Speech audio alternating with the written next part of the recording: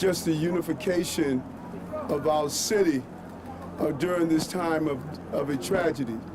This is no longer a city or state where the governor and the mayor and elected officials and our firefighters, our police officers, our OEM, all of our entities, we are in the energy of when there is a crisis in this city or state, we are coming together.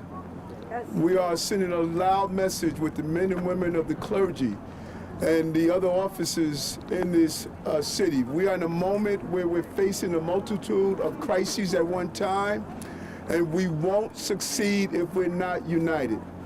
And coming here today, the governor reached out to me and stated that she wanted to be here to send a loud message for these families and to say thank you to the men and women who went in this building. Some of these firefighters, their oxygen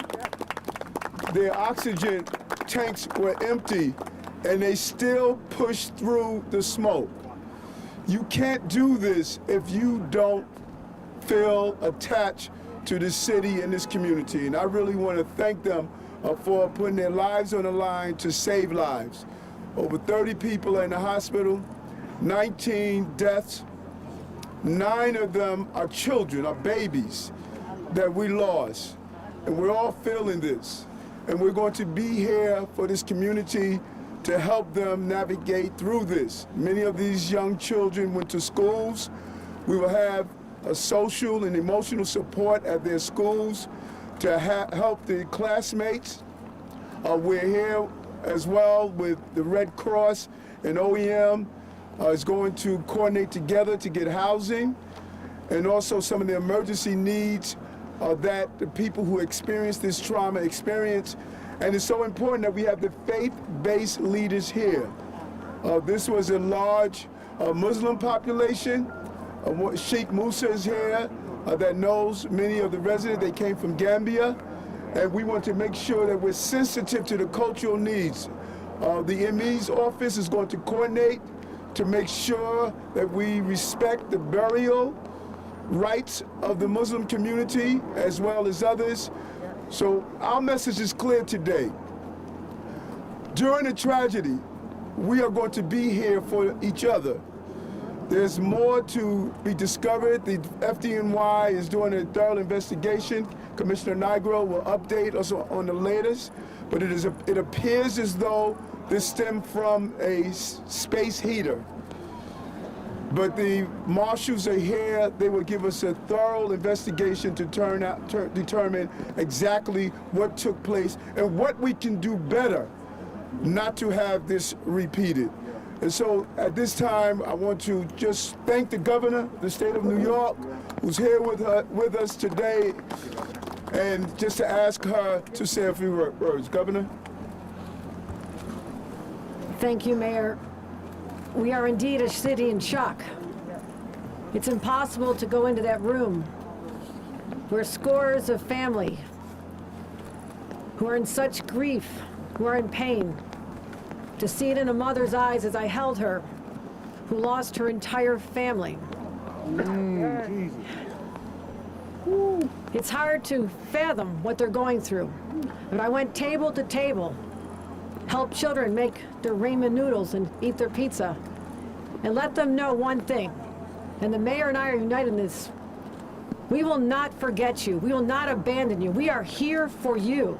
So your elected leaders, from your Senator Schumer on down to our council members, are united here to support this community, to say tonight is a night of tragedy and pain, and tomorrow we begin to rebuild.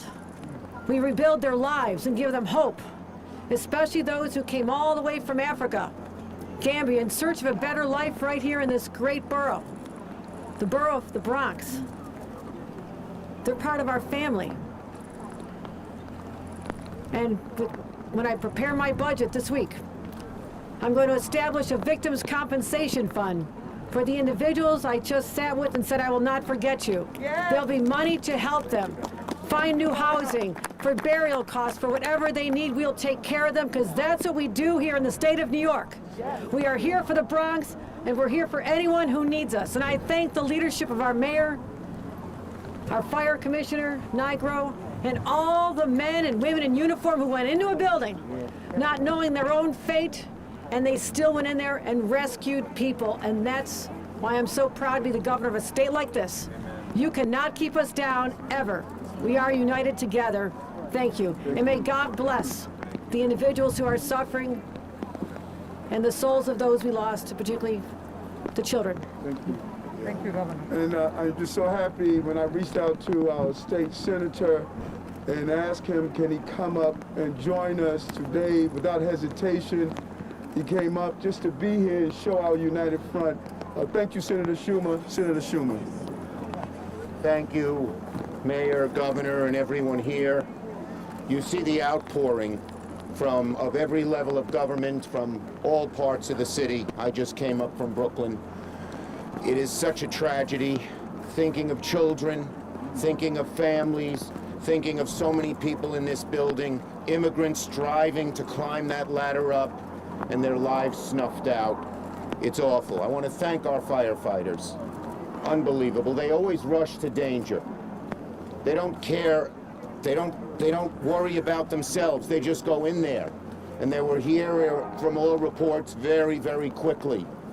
We appreciate that. At the federal level, we'll do whatever we can. There is housing assistance, there is tax assistance, and maybe most important in this instance, immigration assistance, so families can be united, because many of these families have come from overseas and need to be here. And I just pledge, and I saw my colleague from Congress, our Congress member, Richie Torres, we pledge to do whatever we can at the federal level. But New Yorkers are united in standing by. When there's a tragedy, we come together.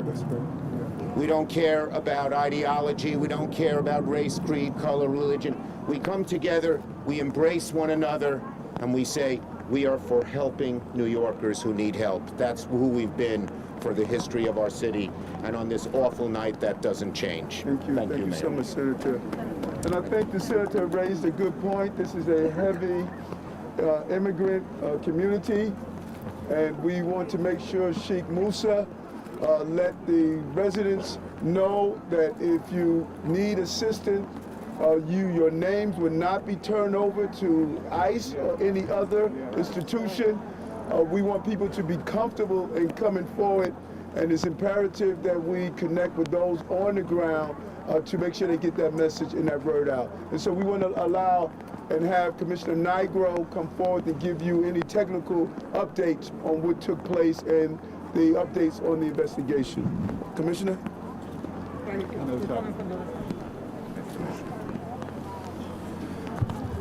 Thank you, Mayor. And let me just say that my entire department mourns along with the families here today and our entire city. We're all about saving lives, and the loss of one life is sad for us, much less 19 lives. As the mayor said, this fire began in an apartment that spans 2 floors on the 2nd and 3rd floor of the building. It started in a malfunctioning electric space heater. That was the cause of the fire. The fire consumed that apartment that is on 2 floors and part of the hallway. The door to that apartment, unfortunately, when the residents left, was left open. It did not close by itself. The smoke spread throughout the building, thus the tremendous loss of life and other people fighting for their lives right now in hospitals all over the Bronx.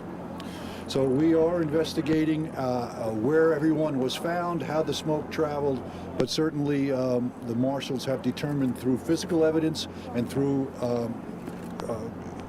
first-hand accounts by the residents that this fire started in a bedroom in a portable electric heater. Let's see if there's any questions. Any questions that I can answer, we'll be happy to do that. Commissioner, there were reports that the... Why did they need to use the space? Carol. Were there functioning smoke detectors? I heard someone ask about the heat. The heat was on in the building. It was being used to supplement the building heat. There were smoke alarms throughout the building. The first call that came in was due to a neighbor hearing a smoke alarm and looking and seeing the smoke and calling. Commissioner, there were reports that this was a very frequently malfunctioning smoke alarm system, that the alarm went off frequently, and that's why a lot of residents may not have felt urgency to leave. Are you confirming any of that? We will look into that, but I cannot confirm that now. There are reports also that residents didn't know where to escape, where the fire escapes were. Would you care to comment on that? Well, on buildings like this, there are no fire escapes. There are interior stairways. So the residents should know where the stairwells are, and I think some of them could not escape because of the volume of smoke. Go ahead. How many residents total on this place, and how many are now staying in the elementary school next door? I can't give you the exact number right now. I believe there's 120 apartments in the building. There's a very large number of people right now who need a place to stay. Can you tell us anything about the children? What were their ages? The ones who passed away? I do not have that now. There are some people in the building now. Whether they will stay, we're not sure, but there's very few.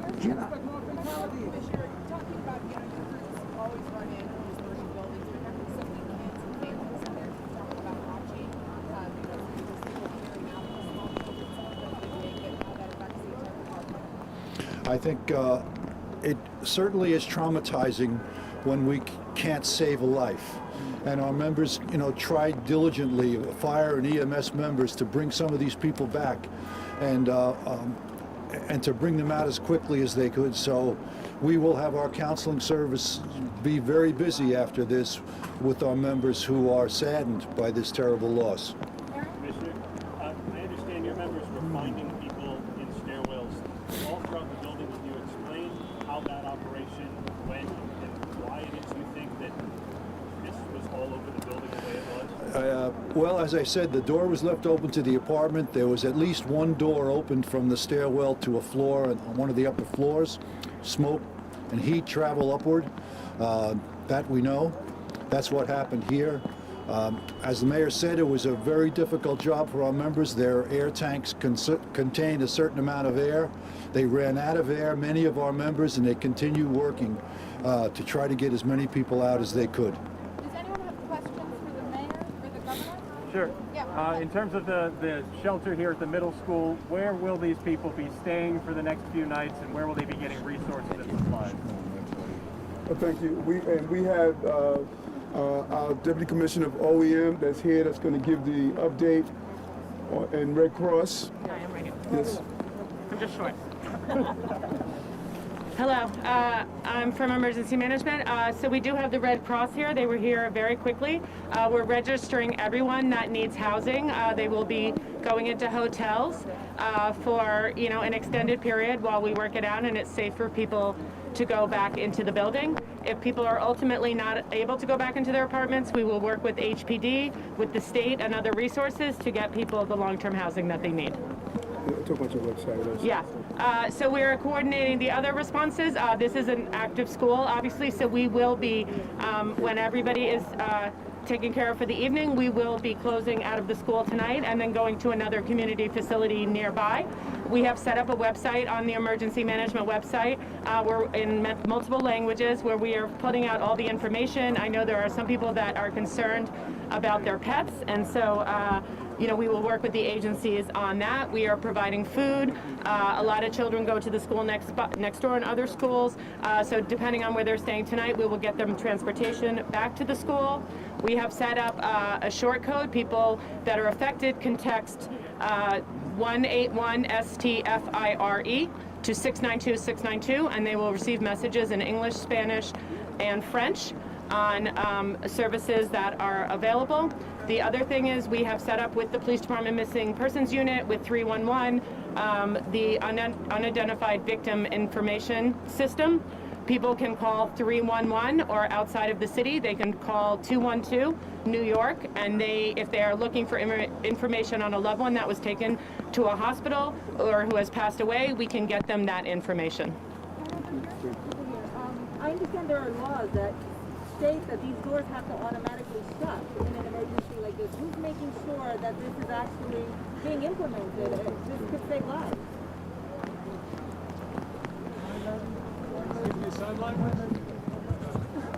There are laws. They're supposed to do that, and part of the investigation from the marshals would determine if this exactly took place here. But there are laws on that.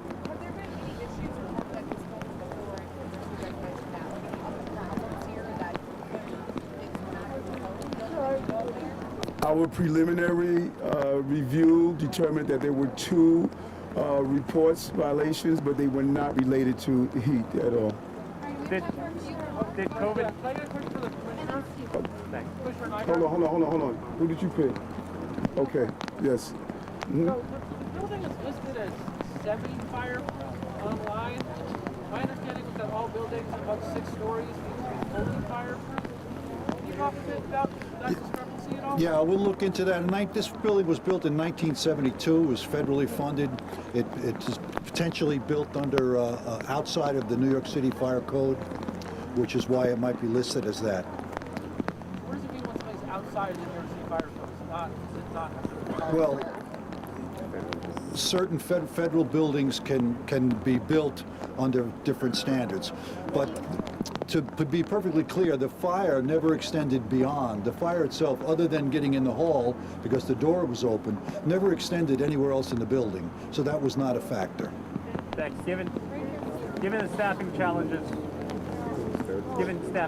with Omicron, is FDNY EMS seeing any staffing challenges, and did that play any role in their response here? It played absolutely no role. It's a challenge, but we've been able to, every one of our units is fully staffed, fire and EMS. Let's do one more so we get out of the rest. Commissioner. My question, any Pakistani family in this building? I'm sorry? Any Pakistani family? We're not aware of that. Yeah, not aware of that. Listen, we just really want to thank our congressional delegation, the public advocate, our council members, our assembly person, our DA, our borough president, our controller. We're just seeing the symbol of the unification of this city come into this family and this community to let you know we are here and we're going to be here for you. Thank you very much. Thank you, Governor.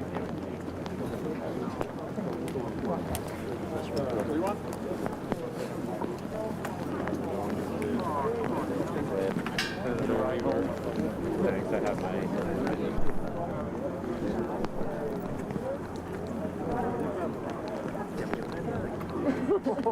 Yeah,